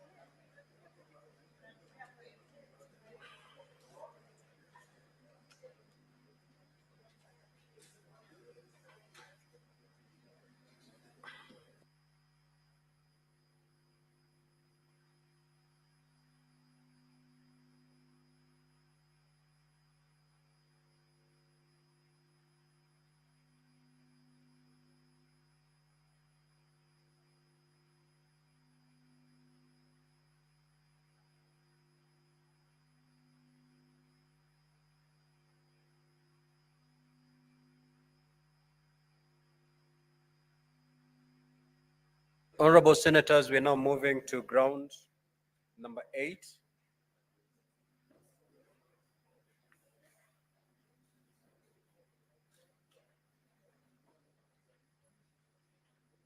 Honorable Senators, you may now proceed to vote on ground number 8.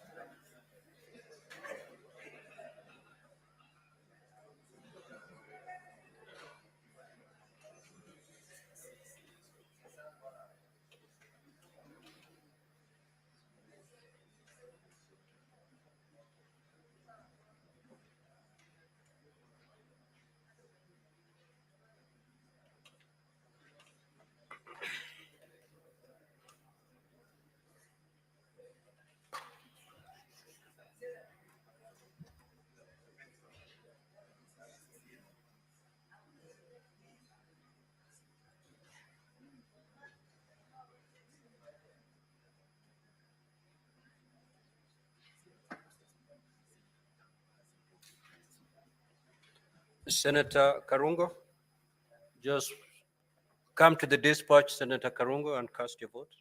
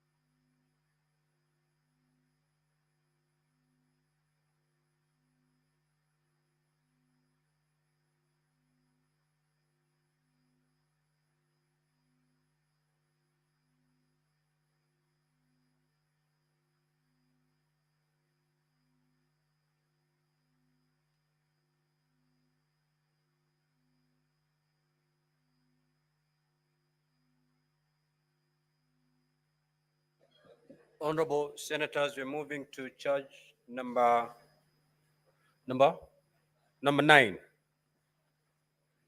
You may proceed to vote.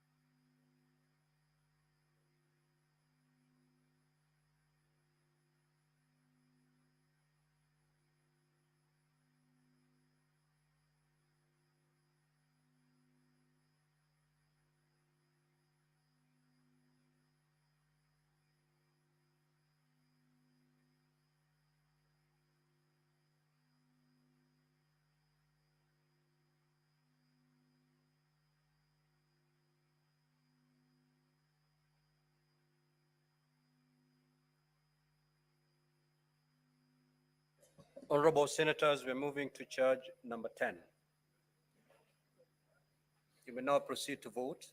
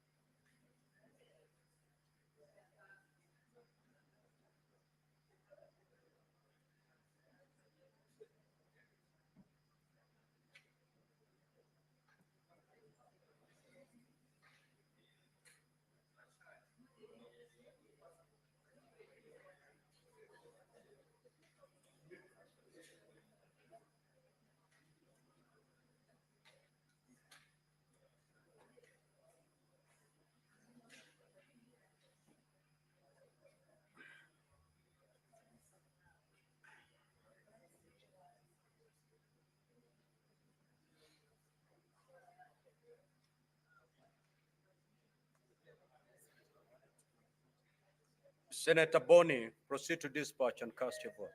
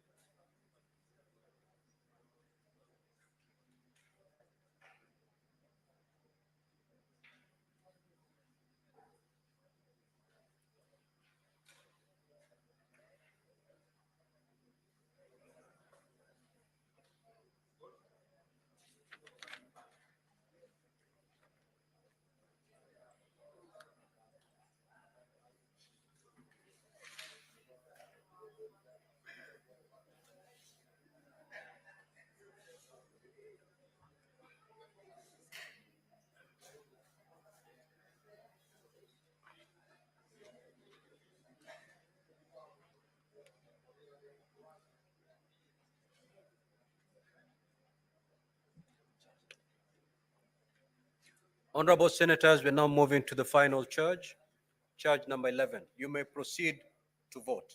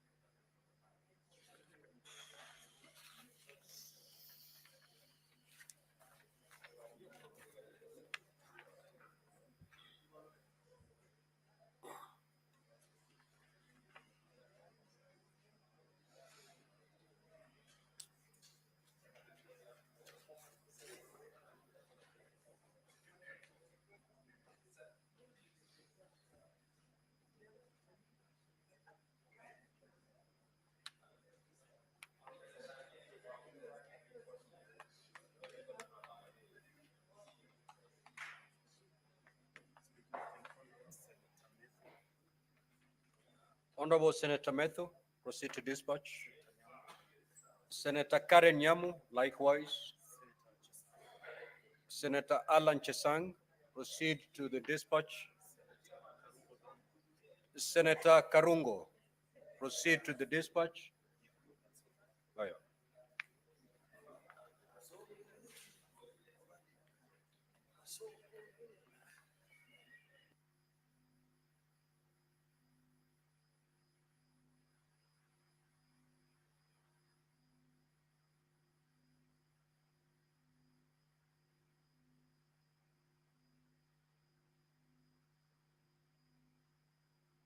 Senator Miraj, proceed to dispatch and cast your vote.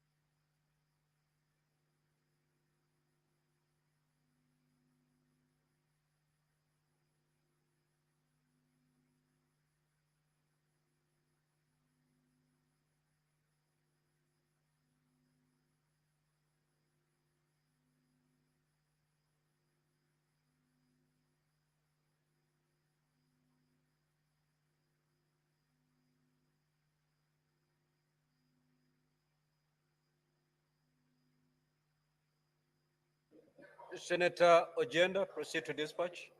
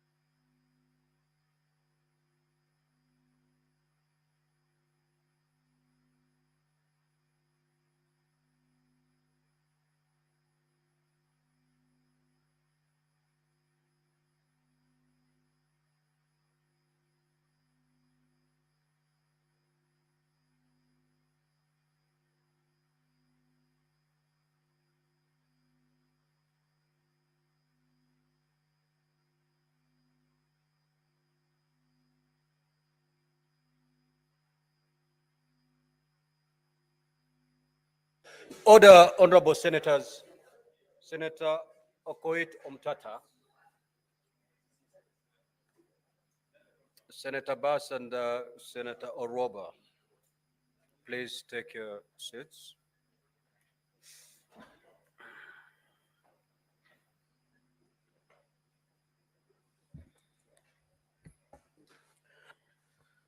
Now, the result of the division is as follows. Charge number 1, ayes 54, nays 13, abstention 0. So the ayes have it. Charge number 2, ayes 28, nays 39, abstention 0. So the nays have it. Charge number 3, ayes 19, nays 45, abstention 3. So the nays have it. Charge number 4, the ayes at 51, nays at 16, abstention at 0. The ayes have it. Charge number 5, ayes 49, nays 16, abstention 2. So the ayes have it. Charge number 6, ayes at 48, nays at 18, abstention 1. So the ayes have it. Charge number 7, the ayes 13, nays 53, abstention 1. So the nays have it. Charge number 8, ayes 27, nays 40, abstention 0. So the nays have it. Charge number 9, ayes 46, nays 20, abstention 1. So the ayes have it. Charge number 10, ayes 22, nays 45, abstention 0. The nays have it. Charge number 11, the ayes 18, nays at 47, abstention 2. So the nays have it.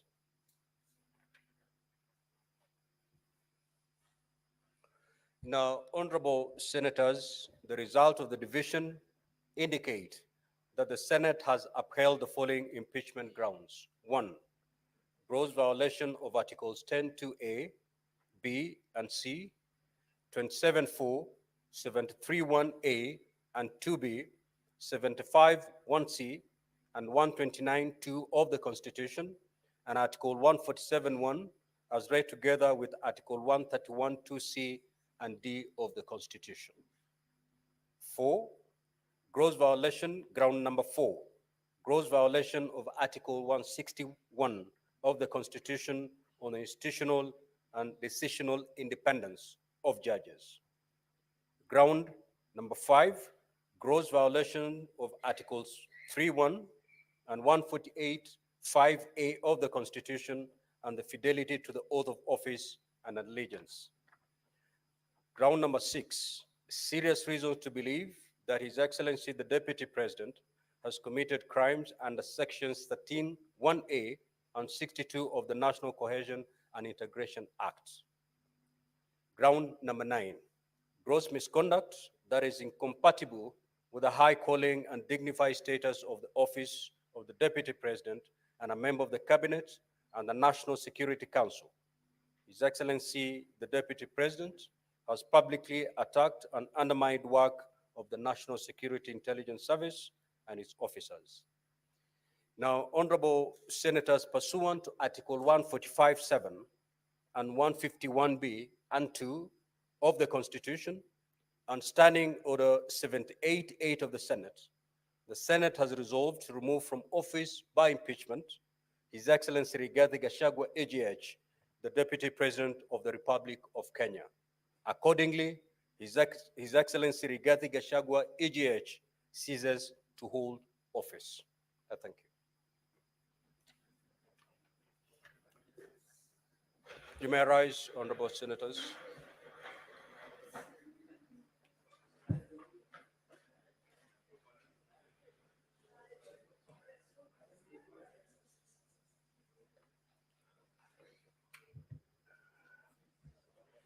Now, honorable senators, there being no business on the order paper, the Senate stands adjourned until Tuesday, the 22nd of October, 2024 at 2:30 p.m.